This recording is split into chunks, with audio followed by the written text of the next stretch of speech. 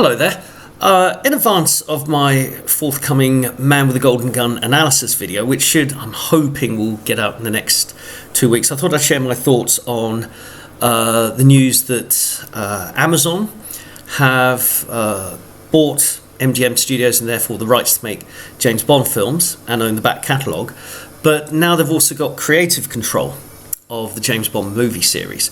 And what do I think will happen, and do I think that's a good thing or bad thing? Now, a lot of my fellow Bond fans who have YouTube channels and they do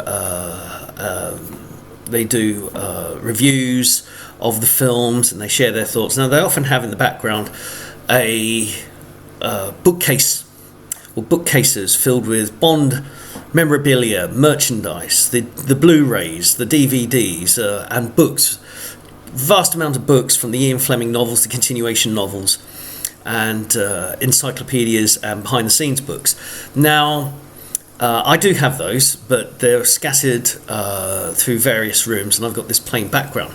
But how many of my esteemed Bond reviewers have a copy of the James Bond role-playing game? I've got everything for it. So, enough bragging. So, what do I think? Well, first of all, Amazon buying out MGM and acquiring the rights to make Bond films is nothing new. That didn't bother me initially because we've been through this before. Originally, back in 1961, the deal was made with United Artists Studios that they would bankroll Eon Productions making Bond films. Now, United Artists went out of business in 1980. MGM bought up United Artists assets and was the studio primarily responsible for releasing Bond films and owning the back catalogue from that point onwards. The thing is, MGM itself has gone bankrupt about 3 times in its history. So it's nothing new that it hit financial trouble and got bought out by Amazon. But that didn't bother me because the way it's always worked in the Bond movie series is that Eon were almost always entirely responsible for the filmed output. So they would make all the creative decisions. They would make all the casting decisions, script decisions, and production decisions. And the studio would primarily bankroll the movies. The one time the studios did flex, it was United Artists. Then the man in charge was David Picker, and it was in the aftermath of On Her Majesty's Secret Service, where they thought they got the wrong guy in Bond, in George Lazenby. They didn't like the fact that Bond got married and then his wife gets killed, and Bond cries at the end of the film, and there weren't much in the way of gadgets. And at that time, the On Her Majesty's Secret Service was not as well received and as well loved as it is today. So David Picker, essentially Broccoli and Saltzman were thinking, okay, do we reboot everything? Do we make Bond American? We could base it in America, not in Pinewood. And they were coming up with all these ideas. They put Guy Hamilton back on board, and Guy Hamilton thought Burt Reynolds would make a good James Bond. And then David Picker came in and just said, no. Okay, we're not going to have anything from On Her Majesty's Secret Service going forwards. We're not going to go with a first-time director. We're going to go with a tried and tested director. And whatever Sean Connery wants to come back for just one film, we'll get it. Connery has to be in the next one. And then they'll think, after the release of that film, which was Diamonds Are Forever, then they would start thinking more longer term. But then they went for the safest possible option they could have in 1972, which was for Roger Moore. So that's the only time that I know of in the Bond movie history series that a studio came in and started making the artistic decisions, overriding Eon Productions. But even then, David Picker was working with Broccoli and Saltzman to try and recenter the series. But this time it's different because Eon Productions, Barbara Broccoli and Michael G. Wilson had meetings with Amazon, and Amazon made this pitch that they were going to have a cinematic universe, spin-off shows, and they considered Bond to be content. That really angered Barbara Broccoli. She doesn't see Bond as content with TV spin-offs and things like that. She sees them as very special, crafted films, high quality, because that's how Bond films have always been. I mean, they are magnificent to watch, and I was fortunate enough to see all 26 of them on the big screen during the 60th anniversary. And you really get to appreciate just how well made, how beautiful these films can look. And they just have a different look, a different style, a different way of doing things. I'll get to more of that later. So there was that clash, but Amazon have won that clash. They just upped the amount of money they were willing to pay. And you've got to bear in mind, I'm going to be fair to Barbara Broccoli and Michael G. Wilson. I know it's fashionable to knock them for their decisions, particularly in the Daniel Craig era, some which in retrospect did not pay off the way I think they intended. But I still think overall there are more pluses than minuses in the Daniel Craig era. I think there's two outstanding films in Casino Royale and Skyfall. I think Quantum of Solace's problems, I mean, it's the difficult follow-up film for a Bond actor. I think I lay a lot of responsibility on the way Quantum of Solace turned out on Mark Forster. I don't think Mark Forster quite understood what a Bond film needed, and when he was announced, I was initially enthusiastic because I really liked The Kite Runner. I thought that was a really good film. So that didn't pay off. And then Spectre, Spectre's like Thunderball following Goldfinger. You know, can we do everything the same but different and bigger? And the soul, I think, was sucked out of Spectre. I still think there's some really good things in Spectre. And as for No Time to Die, it's the best of Bonds, it's the worst of Bonds. I mean, there's scenes in No Time to Die, the scenes in Cuba. I think the SUV chase in Norway, the whole Norway scene is just fantastic. It was fantastically filmed. The stunts were fantastically staged. There's real high stakes. There's real drama. And I think the pre-title sequence is amazing as well. It's just when we get to the deaths of Felix and Bond, and kind of Safin is built up and he doesn't really pay off. I think that's, yeah, as I said, it's the best of Bonds, it's the worst of Bonds. But it kind of at the end painted the series into a corner. And what I was hoping, I said to Bond fans at the time, what I'd like to see is the next film, the pre-title sequence, is like, it's that island, Safin's Island, and there's all this dust and smoke and explosions and fire swirling around, and stepping out through the cloud is a very bedraggled Bond, and he just goes and then the pre-title sequence is him escaping from that island before the Chinese government shows up. That way, and that way you get with the new actor, and that way you kind of get a hybrid. You get a hybrid of okay, what's done is done, but we're going to go forward and we're going to fix this kind of Bond dies problem from the end of No Time to Die. So, okay, let's get back to Amazon. So they think in terms, so they've done Rings of Power, and Rings of Power, the criticism there is not particularly interesting, it's not particularly gripping, it's a veneer of Tolkien. It's pandering to modern, trendy political mores, as it were, and it just falls flat. The artistic decisions they make don't really stand up to scrutiny. So I'm thinking here about black hobbits and black dwarves. Now, there's nothing wrong with the concept, but the idea that the white dwarves and the white hobbits have always coexisted alongside the black ones. Okay, if you think about human beings, what makes me white and people from my geographical region white, and why people have got black skin, it's because of evolution. The amount of melanin in the skin, which was determined by the proximity of your ancestry, in a world. So the idea that you could have black dwarves and black hobbits, but they come from land from the south, where there's more sunshine, where there was more kind of evolution in that regard, and that would have set things up really nicely, because we get that a little bit in The Hobbit.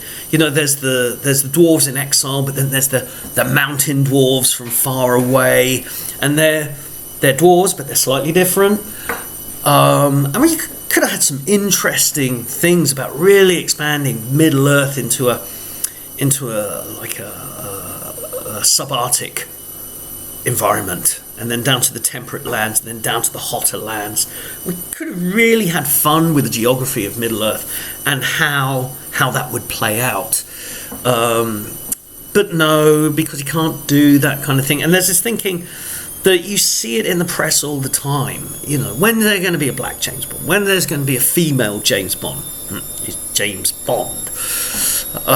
When's there going to be, like, should he be gay? Should he be anything other than white heterosexual English? And I think Eon was put under a lot of pressure. Remember, they're a Hollywood production company. They still exist within Hollywood. And in the wake of the Me Too movement, and in the wake of Hollywood wanting to become more inclusive and diverse, that it was prepared to retcon so much that anything that was seen as sort of white heterosexual male, that had to be overturned, things had to be twisted, things had to be changed, because they said, oh, this reflects modern audiences. So it was never about creating something new. Very few intellectual properties that that was started in order to try and create a new sort of blockbuster series. It was always about taking what already existed, a known brand. This is marketing ploy. Take a known name, a known brand, and then alter it for modern audiences. Now, the results of that have not been good in the entertainment industry. Every time they try and do this, it backfires. Particularly the older the IP, the more it backfires, because people overall have just grown up and developed with these stories that have existed. So James Bond being a white heterosexual male and British, we've had over 60 years of the films, 70 years with the novels. The setting, the character, the themes of the books and the films have endured, and it's the same with all these IPs. You know, we're looking at coming up to 59 years of Star Trek. Doctor Who is 62 years. It came year after James Bond. So these are very well-established IPs, and people have grown up with them a certain way. And when you try and radically change it, people don't like that, because I think human beings in general are quite conservative. You know, once they like something, I'm very much the same. You know, once I've got the graphic equalizer, once I've got the settings on my stereo, once I've got the thermostat set, I like it to stay that way. I don't like radical change. I don't like overhaul. I don't buy new shiny things because they're new shiny things. I buy new things to replace something that no longer works. And I think a lot of people feel that way. You know, for Bond to come out, a Bond film coming out every few years. Look, I've been doing this since 1973. You go there and you go, it's James Bond. Yes. And it's not like the other films, not like Indiana Jones, not like Star Wars, in the fact that, okay, we've got a saga. What happens next? You know, each film sort of tags on to the previous one. No, Bond films are mostly standalone. But when a new one comes out, it's like, yes, and we're back. And we've got all we see what's the same and what little things have changed. Because there's always, with Bond films, the little things that change. It's an evolution. And we can keep up with that evolution. So I think it's why some of the Craig films like No Time to Die jarred with people, because it was doing too much, and Spectre, everything's connected. Blofeld's an adoptive brother, and all his enemies are connected somehow, and it's just like, no, this is jarring. This is taking us out from what we know. Why does all of Bond's foes, why do they all have to be related? And therefore, it's the same thing that latter Superman films like Man of Steel had the problem, and I think some of the Marvel films had the problem. If these superheroes did not exist, these problems would not happen. Okay, bad things happen to the city and the inhabitants of the cities because the superheroes exist. And they were going that way with Bond, that all the bad things are happening because Bond exists. And I think that was true in Spectre and No Time to Die, and I think that was too jarring. But it looks like Amazon might want more of the same. So there's all the entertainment press are full of all this speculation on James Bond, and they want to cast somebody who's not British. American actors' names pop up, Australian actors' names pop up, and then they say, well, what about the gay Bond? What about the black Bond? What about the female Bond? And this is what entertainment news does. They love to speculate. Pierce Brosnan once said that no sooner does a Bond actor land the role that the press starts speculating on who will be the next one. And I think there's a huge amount of pressure. If you're Eon Productions, if you're Michael G. Wilson and Barbara Broccoli, you're under a lot of pressure to conform to the rest of Hollywood, to the machine, to the money men, to the entertainment press. And there's that pressure. Now, I feel Michael Wilson, who's like in his 80s now, he's done his bit for Queen, country, and Bond films, starting all the way back in Goldfinger, where he was just sort of accompanying his adoptive father and being an extra in the film, to actually becoming involved creatively in the series. And in my opinion, he was a very good custodian. He put a lot of fun into Bond, taking over. Well, he filled the space that Harry Saltzman left, and he had his own ideas. For Wilson, I think you get during the latter Roger Moore films and in the Brosnan films this expanded MI6. Now, I don't mean expanded in the way that, we're going to have spin-offs, we're going to have TV series, but Bond interacted with MI6 a lot more during Michael G. Wilson's tenure. He was very fascinated by, Bond in a espionage world. Very much took over Broccoli's mantle. This is a British secret agent, and it will be, even though Broccoli's an American, Harry Saltzman Canadian, Michael Wilson, Barbara Broccoli, they're Americans, but they just get the United Kingdom, they get the British mentality, and they always brought in, no matter if it was a British writer or an American writer like Tom Mankiewicz or Richard Maybaum, or a Canadian writer like Paul Haggis, they all got, this is a British hero, that MI6 is a quintessentially British organisation, and they would make these films, they would depict the British Secret Service and British characters not as outrageous stereotypes that you see in a lot of Hollywood films. There's no Massingham Bird Fife, the Earl of whatever, there's none of that kind of thing. There's more of an attempt, it's a heightened reality in the Bond films. There's I think the British characters just come across as kind of credible and not outrageous stereotypes. And I think Barbara Broccoli was more interested in delving into the personality and psyche of Bond, which I don't think is necessarily a bad thing. And maybe I think what she did, along with Daniel Craig, was plummet too far. I think they less is more. I think it worked very well in Skyfall.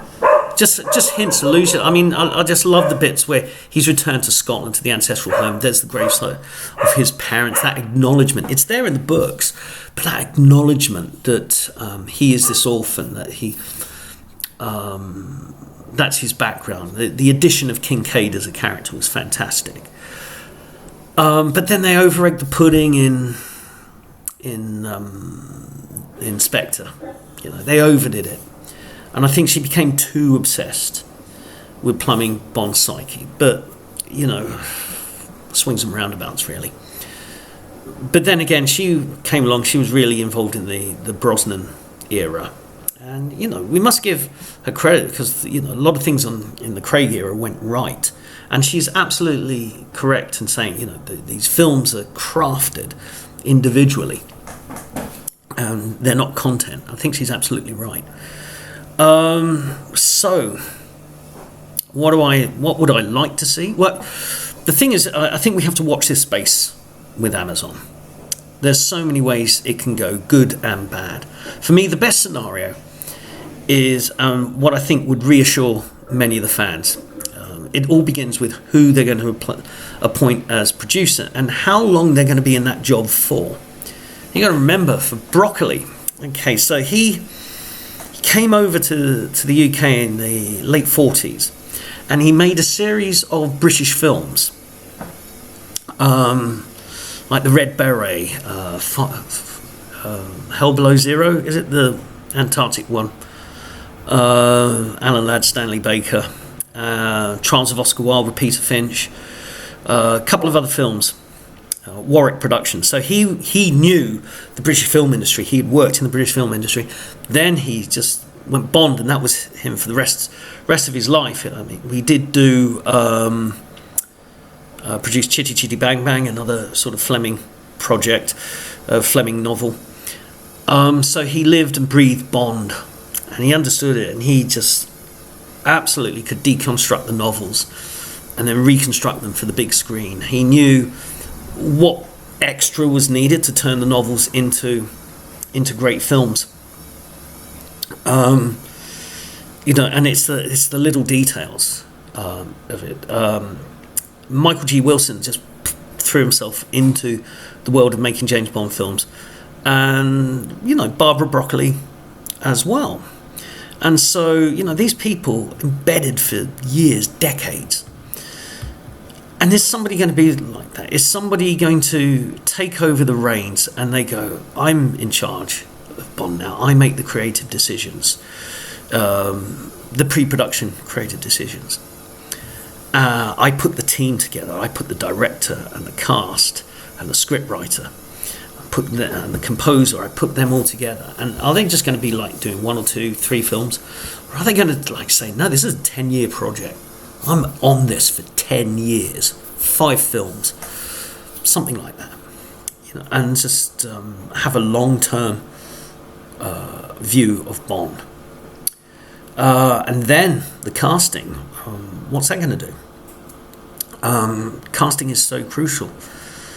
I mean, what the fans want, what the majority of fans want, is they want a British actor, a male, preferably white, and embodying Fleming's character. That's what most of the fans want. And they go, okay, that's Fleming's Bond there on screen. And I think all the actors that have been cast have been, it's like a diamond or a prism, they each reflect aspects of Fleming's character. All of them, I think, grab something now. Obviously with Connery and Dalton, and to some extent Brosnan, they got so much of Fleming's Bond there. But even Lazenby, Craig, and Moore captured some elements of the literary Bond in their performances. So the casting is crucial. Now, why do I say white? Now, I've been slammed in the past for being racist, but I look at it from this point of view. If you look at the books, Bond, he's born of an Anglo-Scottish father who works in the defence industry. In the books, it was Vickers, and a Swiss mother. And when they are killed in a mountaineering accident, he goes to live with his Aunt Charmaine in a village in Kent called Pet Bottom. Now, that Pet Bottom actually exists, and I've been there a few times. And it's so quaint, it's so English, it feels like you've stepped into a Miss Marple novel when you go there. It's just so twee, it's frozen in time. And he goes to Eton, then he goes to Fetters School, and he's descended from Sir Thomas Bond, Baronet. Okay. And so this is a white British character, and there's nothing bad about it. There's nothing wrong with that. It's just the way Ian Fleming conceived it. So if you're going to change the race of James Bond, you have to alter that backstory. Yes, I know Sir Thomas Bond Baronet was of Peckham, but all jokes aside, okay, so what changes? Is the mother not Swiss now? Is she Caribbean? Is she African? Or is she Swiss but her parents are African or Caribbean? Or is it the father? Is Andrew Bond from the Caribbean or Africa? How far back does Bond's ancestry get retconned? And instead of being the descendants of the colonial empire, he now becomes a descendant of one of the indigenous people that was colonized. How would that pan out? And I'll give you an example of why just race swapping the character probably won't work, and that is Idris Elba, a man whose name has been attached to the James Bond series as a potential Bond. Now, he did a television show in United Kingdom called Luther. The Luther TV series is based on a series of books. Now, in the books, the character is white, but they cast Idris Elba because he was hot after his big breakthrough role in The Wire. And so he came back to the UK, and he gets given the show because he's hot, he's a really good actor, he's got screen presence. So yeah, they cast him as Luther, they race swapped that. And that wasn't a problem at first, until I'm not sure you could call them woke activists, but certainly he started getting criticism from people who do race activism, saying, well, this character, he's played by a black actor, but culturally he's white. He doesn't eat or drink Caribbean or African food. He doesn't listen to African or Caribbean music. He doesn't have any other black friends. He doesn't have his extended family. So he's not authentically a black character. And so people were criticizing Idris Elba as Luther because he was playing this white character. Now, for those of you who like the show and watch the show, it didn't matter. It was kind of like, he's a really good actor and he needs to be the lead. He needs to be lead in his own TV series, and Luther was as good a vehicle as he was going to get in the United Kingdom, returning from doing The Wire. So it didn't bother most people, but it did bother a section. I could see that happening with James Bond, because the moment he starts going in with his Savile Row suits and his precise drinks orders, he'll want his champagne a certain vintage, he'll want his cocktails made a certain way, he'll want the most exotic French cuisine cooked a certain way, and people are just going, he's going to put on this kind of public school charm. And I think there's going to be a section of the audience, particularly those who are critical, are going to say, well, this isn't an authentic black character. This is, and people will see through that. So that's why I say it's better if Bond is depicted as a white character. And really, we've got to, the film industry has really got to address the fact that it needs strong, independent, black, possibly even Asian film heroes. that can be in their own series. I mean, you have to go back to the 70s and Shaft for that. And then back in the 90s with Blade. This is something that really needs addressing. And as for female secret agents, shall we have Anna de Armas spin-off with the Paloma character? Should Jinx get her own series? Well, there is an intellectual property out there, a female spy who's not dissimilar to Bond, living in a kind of heightened reality world, which is glamorous, and it's got gadgets, and it's got action, and it's got peril, and high stakes, and a bit of campness thrown in. And that's Modesty Blaise. And there was a film, like a 1966 film, of Modesty Blaise. They've not gone back and revisited that character for the big screen. It's based on this, I think it was a comic book series. It's there, it's waiting to be done, and it should be done because there's so much material from Modesty Blaise, but nobody's attempted it. You get that to the right producer, right director, and right script writer, and I think you got a hit there. So that's why I say, we need continuity Bond, and it all depends on who the lead actor is, who's going to be the producer, who's going to be the script writer. If it's just the same old hacks, if it's people like Alex Kurtzman and people like that, it's kind of the guys who do the rounds on Bad Robot, or just you plucking people straight from the Marvel Cinematic Universe, or what happened with the Rings of Power, is that people who had precious little script writing experience at all, it's going to fail.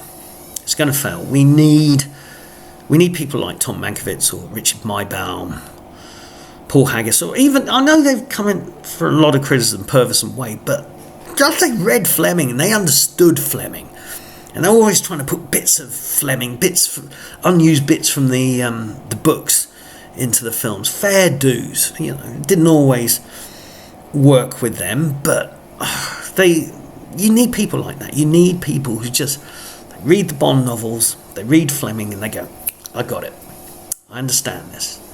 There's got to be a bit of passion to James Bond. Everybody who worked in James Bond, even directors, they were kind of what I call good craftsman directors. They weren't auteurs. Terence Young, Guy Hamilton, Lewis Gilbert, John Glenn, Martin Campbell, Michael Apted, Roger Spottiswoode. They're all good, solid filmmakers. And they knew that. You see the interviews, particularly somebody like John Glenn or Guy Hamilton, their eyes light up when they talk about how they directed a Bond film. They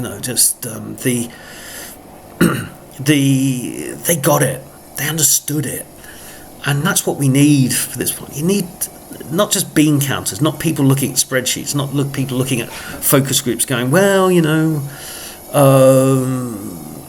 this focus group says, they'd be up for a Moneypenny spin-off, or that they want to see Bond on television as a television series and things like that. Forget all about that. The Eon handcrafted. It's like those people who individually hand paint figurines and then kind of sell them. That's what Eon was. This cottage industry producing these films with very distinctive artistic style to them, and that's, if Amazon's smart, that's the way they're going to go, and the fans will love it. The fans will just love a return to a kind of standalone Bond where there's exotic locations, amazing stunts, high stakes, a charismatic James Bond, a beautiful woman that he encounters, a few beautiful women, some good, some bad. We want Q, we want a few gadgets, we want that relationship with M back. Throw Tanner in there as well, into the mix. Felix Leiter. Doesn't matter if it links to the other. There can be some nods to previous Bond films, but the style, the Eon House style, the gun barrel, if they keep the gun barrel, they keep a pre-title sequence. And artistic titles, a few naked women in silhouette, kind of big brassy soundtrack. You know, I mean, that's what the fans want. Because Bond is not about. It's not Star Wars in the fact that every new film's got to be like a bigger spectacle and expanding the universe and adding this. The part of the charm of the Bond films is that they have this formula, this template. We can all just go and I remember, I'll leave you with this. So 1994, go and watch GoldenEye. There's been that gap since License to Kill. Pierce Brosnan's been announced as a new Bond. They make the film. And I go to the Odeon Marble Arch.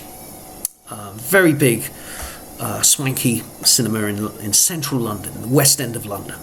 So I go in there. I'm sitting in the audience. It's absolutely packed, sold out. And the gun barrel starts. That Eric Serra. There was a standing ovation. Even I stood up. We all cheered. We just saw the gun barrel. Brosnan turn, point. And then we knew it was back.